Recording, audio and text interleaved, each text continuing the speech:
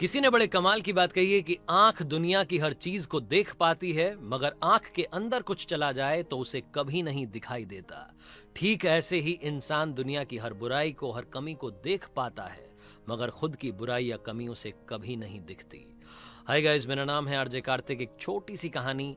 ये कहानी एक बादशाह की, जिन्हें अपने कुत्ते से, अपने डॉगी से बड़ा प्यार था। वो शाही अंदाज में रहता था। उस राज्य में लोग कहते थे कि काश हम बादशाह के कुत्ते होते तो हमारी जिंदगी थोड़ी ठीक होती। वो अपनी प्रजा पर कम ध्यान देता था, सारा ध्यान, सारा खर्चा अपने डॉगी पर करता था। इतनी मोहब्बत उसे उस डॉगी से थी।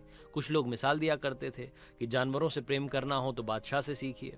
बादशाह जहां भी जाते थे, जिस भी मीटिंग में जाते थे, पॉलिटिकल मीटिंग हो या कहीं प्रजा के सामने मीटिंग हो, हर जगह पर अपने डॉगी को साथ में रखते थे। दरबार में भी वो बैठा करता था।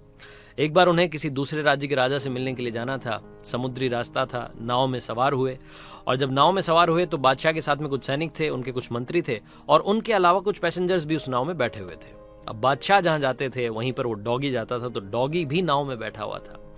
ये उस कुत्ते के लिए पहला सफर था जब वो समुद्री रास्ता तय कर रहा था, नाव में बैठा था। वो डॉगी बादशाह के साथ था। जैसे ही नाव रवाना हुई तो पानी में जब नाव चलती है तो जो हलचल होती है उसकी वजह से वो डॉगी अनकंफर्टेबल फील करने लगा। वो असहज महसूस कर रहा था, इधर से उधर उछाले मार रहा था, उछल कूद कर रहा था, इधर से उधर जा रहा था बार बार। तो जो बाकी पैसेंजर्स थे उनको भी डर लग रहा था। हर कोई डॉग के साथ में कंफर्टेबल नहीं होता, तो उनको लग रहा था कि कहाँ मतलब बादशाह अपने साथ में लेकर के आ गए। अब उस डॉग के उछल कूद करने की वजह से नाव में बड़ी चिंता हो रही थी कि कहीं नाव पलट ना जाए, कहीं कोई पैसेंजर पलट ना जाए, कहीं कोई दिक्कत ना हो जाए। हर कोई चाह रहा था कि काश ये बात बादशाह समझ लें, लेकिन बादशाह को शुरू शुरू में बड़ा अच्छा लग रहा था। वो बोल रहे थे, अरे वाह, हमारा डॉगी कितना प्यारा है, खेल कूद रहा है। थोड़ी देर के बाद में ये चीज उन्हें भी इरिटेट करने लगी। उन्हें लगने लगा कि कहीं कोई खतरा ना हो जाए, इस डॉग के बार बार उछलने कूदने की वजह से कहीं नाव ना पलट जाए। लेकिन वो कैसे समझाएं डॉग को? वो तो उनके दिल के करीब था। वो जो पैसेंजर्स बैठे हुए थे उनमें एक फिलोसोफर बैठा हुआ था, एक दार्शनिक बैठा हुआ था। उस फिलोसोफर ने सोचा, हिम्मत की और जाकर के बादशाह के पास गया और बोला कि गुस्ताखी माफ हुजूर, लेकिन हमें कुछ ना कुछ करना होगा, वरना ये जो आपका प्यारा डॉगी, आपका प्यारा कुत्ता है, ये हम सबको मुसीबत में डाल देगा, ये नाव पलट जाएगी।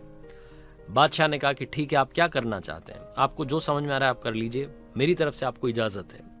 वो दार्शनिक गया अपने पैसेंजर्स के पास में, जो उसके साथी बैठे हुए थे, उनको जाकर के बोला, दो लोगों को क्या हो, मेरे साथ एक काम करना है।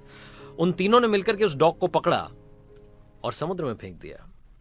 जैसे ही समुद्र में कुत्ता गिरा वैसे ही उसकी जान पर बनाई। वो समझ नहीं पाया क्या करे। वो मतलब तड़पता हुआ, तैरता हुआ आकर के नाव को पकड़ लिया उसने। थोड़ी देर तक वो नाव को पकड़ करके नाव चलती रही, वो उसके साथ में रहा। उसके बाद में दार्शनिक जो था, फिलोसोफर जो था, उसने अपने साथियों से कहा कि भाई काम करते हैं, इसको वापस उठा करके नाव में ले आते हैं। वापस से उन तीनों ने मिलकर के उस डॉग को उठाया और नाव में बैठा दिया। वो जो शाही डॉग था, जो कि बादशाह का बड़ा प्यारा था, जो उछल कूद रहा था, वो चुपचाप से नाव में जाकर के कोने में बैठ गया। बादशाह को समझ नहीं आया, पैसेंजर्स को समझ नहीं आया कि क्या हो गया। अचानक से इसकी उछल कूद बंद हो गई। तो बादशाह ने पूछा उस दार्शनिक से, फिलोसोफर से, कि ये क्या किया, जो इतना उछल कूद रहा था वो अचानक से पालतू बकरी बन गया है।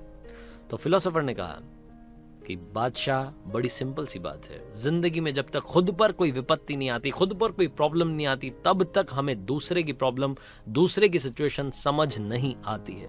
जब खुद की जान पर बनाती है तो हम दूसरे की सिचुएशन अपने आप समझ जाते हैं। सामने वाले की जिंदगी में क्या चल रहा है, किन वजहों से चल रहा है, आप और हम कुछ नहीं जानते। सामने वाले की जिंदगी पर कमेंट करने से पहले 10 बार 12 बार सोचिएगा। ये कहना बड़ा आसान होता है कि लास्ट बॉल पर 6 लग सकता था, लेकिन मैदान में जाकर के उस गेंद का सामना करना, जो 150 किलोमीटर पर आवर की स्पीड से आती है, वो एक अलग कहानी होती है। तो इसलिए कोशिश कीजिएगा कि आप दूसरों पर कुछ कहने से बचें, अपनी सिचुएशन को, अपनी लाइफ को अच्छी करने की कोशिश करें। ये छोटी सी कहानी बस यही बात सिखाती है। और याद रखिए कि कमी देखनी है, बुराई देखनी है, तो सबसे पहले अपनी देखिए, उसे ठीक कीजिए, उसके बाद दुनिया के बारे में कुछ कहना शुरू कीजिए। आरजे कार्तिक जाते आते बस यही कहेगा जो हर बार कहता है, कर दिखाओ कुछ ऐसा कि दुनिया करना चाहे आपके जैसा।